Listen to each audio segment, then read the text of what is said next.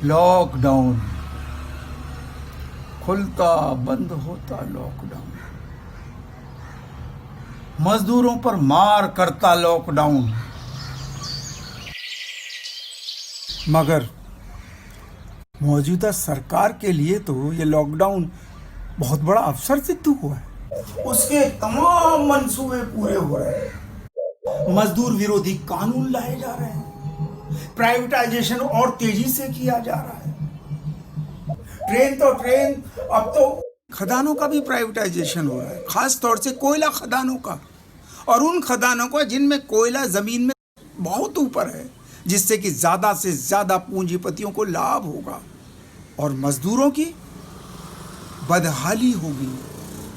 ज्यादा से ज्यादा काम कराया जाएगा, 8 घंटे नहीं 12-14 घंटे, और सहूलियतें बहुत कम। ऐसे कानून बनाकर मजदूरों से ज्यादा काम करवाएं, उनका शोषण करें, इसके लिए खुली छूट है। क्या करें? ऐसे में सिर्फ खिड़की से झांकते रहें या खबरें सुनते रहें, पढ़ते रहें? ज्यादा जोश आए तो ऐसे क्रांतिकारी दस्तावेज पढ़ते रहें। इस समय जरूरत है कि मजदूरों के अपने घर में भी किसी तरह की फूट न हो, और मजदूरों के नरम और गरम गुटों के सब लोग एकजुट हो जाएं, ताकि साझे जोर से इस मौजूदा सरकार का डटकर मुकाबला किया जाए और इसे ऐसे चने चबवाए जाएं कि सारी उम्र ही इस वक्त को याद कर कर हाथ मलाकर। ये लेख ट्रेड यूनियन बिल नाम से 1927 में कीर्ति अखबार में छपा था। मई 1927 में कीर्ति अखबार उन दिनों क्रांतिकारियों का मुखपत्र हुआ करता था। 1929 में जब ट्रेड डिस्प्यूट बिल भारत में लागू करने की कोशिश की गई थी, तो भगत सिंह और बीके दत्त ने असेंबली हॉल में आवाज वाला बम फेंका था। मगर आज कितने मजदूर विरोधी बिल कानून लाए जा रहे हैं, आवाज मुंह से ही नहीं निकल रही है। खैर,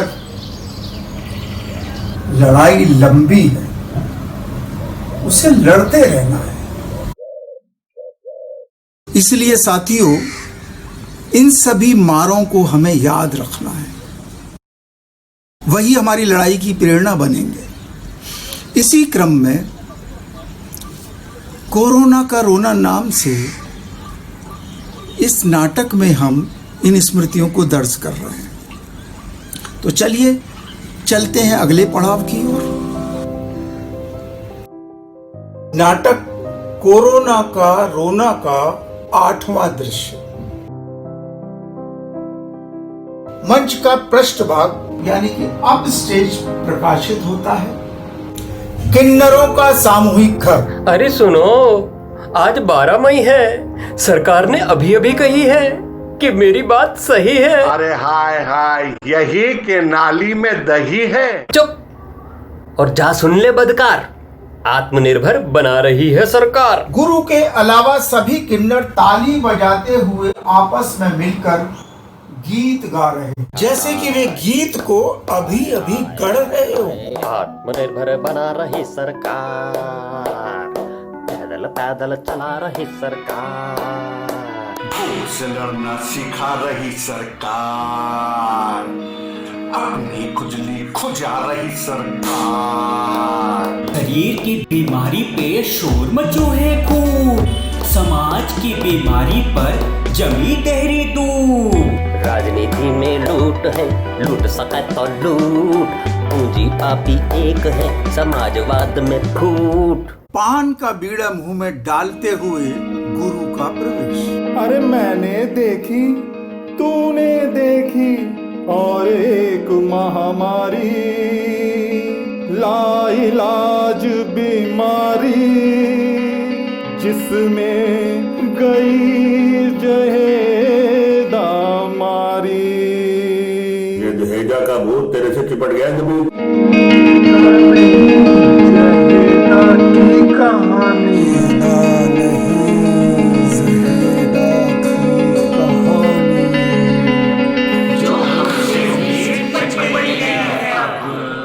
शिव तांडव के संगीत के साथ मंच के ऊपरी भाग के मध्य में छोटा मगर तीव्र प्रकाश रत्न झटके से फूटता है।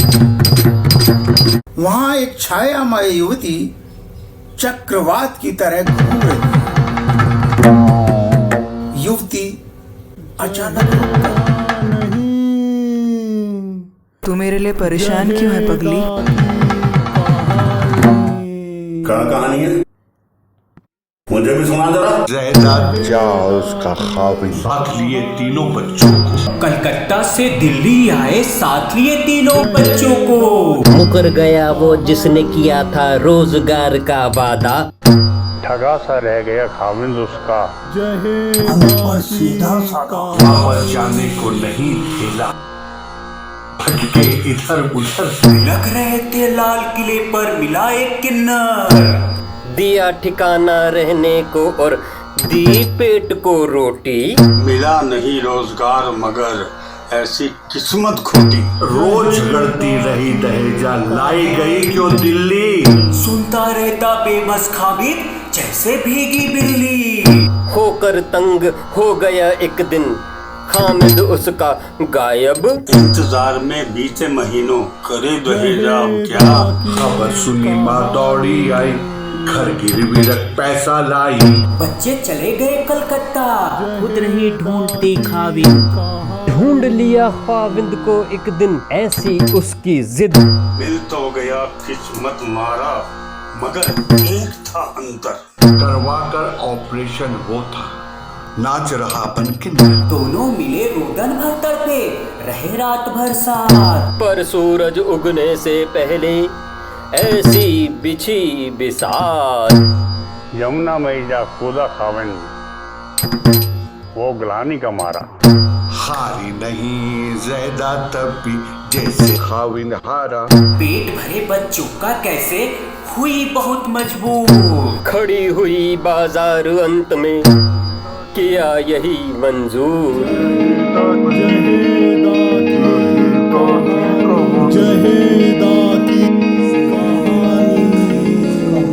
गुरु लगातार बुचरा माता बड़बड़ा रहा है। तू मेरे लिए परेशान क्यों है पगली? मैं तो तुझसे मिलने से पहले ही मर चुकी थी। और मैं उस दिन जिंदा हो गई थी जिस दिन तूने मुझे बचाया था। क्या फर्क पड़ता है? जिंदा होकर भी छोटी मछली को बड़ी मछली का ग्रास ही तो बनना है। मछली की दुनिया और आदमी की दुनिया का फर्क अब समझ में आने लगा है बहन। शायद हम नहीं समझ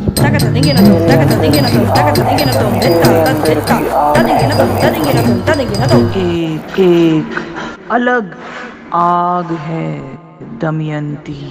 वो आग ही थी जिसने मुझे उन गुंडों के सामने झुकने नहीं दिया,